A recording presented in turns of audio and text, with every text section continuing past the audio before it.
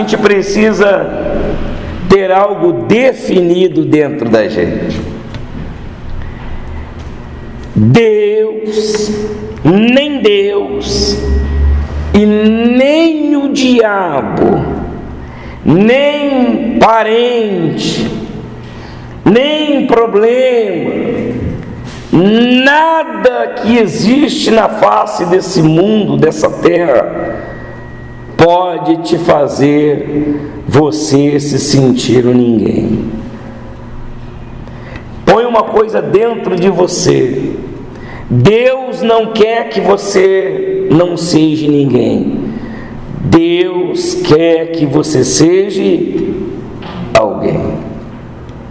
O diabo não pode impedir você de você ser um alguém. Problemas, lutas, dificuldade, adversidade, opiniões contrárias, nada pode impedir você de ser alguém na vida. É muito sério isso, igreja, porque se você analisar, eu não vou pregar, mas você já conhece, quando Jesus Cristo cura a mulher hemorrágica, o que ele diz? Ele diz que alguém fez o que com ele? Alguém tocou nele. Mas a Bíblia diz que ele estava sendo empurrado por várias pessoas. Muita gente tocava nele. Mas olha o detalhe: mas foi só uma pessoa, alguém que tocou nele e que saiu o poder dele. Se nós pararmos para meditarmos nisso nos dias de hoje, a gente vai perceber que muitas pessoas hoje vêm na igreja. Vem ou não vem? Então, se aquelas multidões tocavam em Jesus e Jesus não percebia o quê? Nada. Quer dizer que aquela multidão para ele não representava nada, ninguém. Se nós pararmos para a gente meditarmos exatamente nesse ponto de partida, a gente vai entender que só depende de mim para eu ser alguém quando eu me chego até a quem? Até a Ele. É a atitude dessa mulher mostra para nós que o que faz a diferença não é eu estar perto das multidões, não é eu estar num aglomerado de pessoas entendendo que dali vai sair a minha bênção. Não, eu tenho que sair da minha casa acreditando que eu posso ser alguém diante de qualquer situação. Nós precisamos meditar nisso, queridos, porque o diabo tenta provar para mim e para você que nós não somos nada, que nós não somos ninguém. Tenta ou não tenta? Então a gente precisa ter isso como ponto de partida, porque as multidões de hoje representam o mesmo número de pessoas que rodeava ele no passado. E só essa mulher que conseguiu tocar nele de uma maneira diferente. E ele se expressou exatamente assim: alguém o quê? Alguém me tocou. E quando é que você passa a entender que você pode ser alguém? Quando você sai da sua casa determinado. Quando é que você se intitula como alguém que vai incomodar ele com a sua voz, com a sua perseverança, com as suas atitudes, com o seu empenho, com a sua pegada, com a sua visão? É quando você sai da tua casa, quando você se propõe a fazer algo para chamar a atenção de Deus, crendo que de fato, de verdade, Ele está te vendo, Ele está te ouvindo e Ele é com você.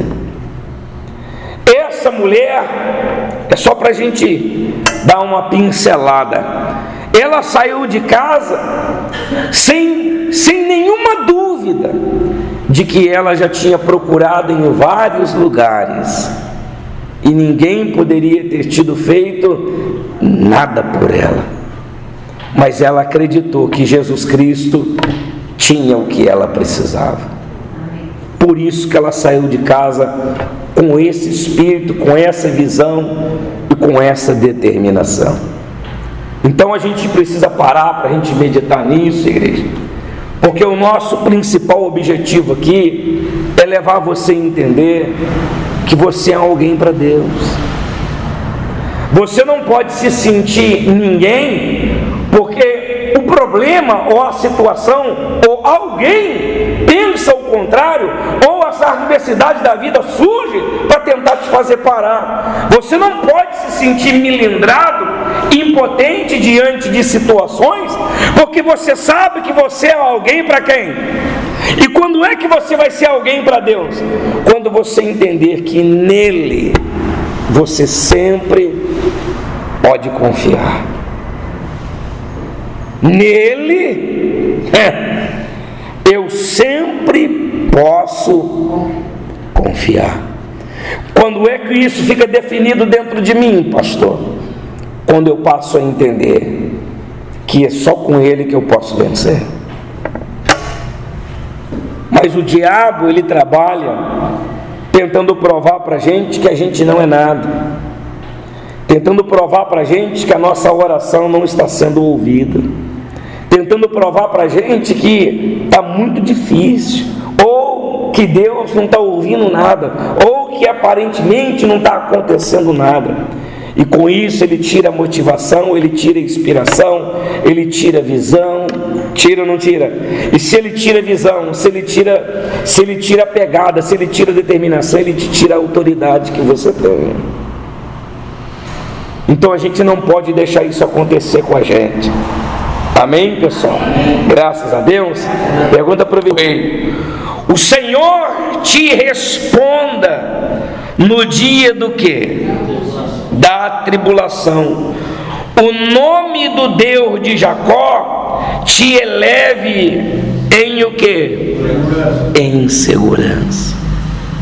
Se nós pararmos para a gente meditarmos nisso aqui, é no dia do quê? Da atribulação que Deus ele vai nos elevar em segurança.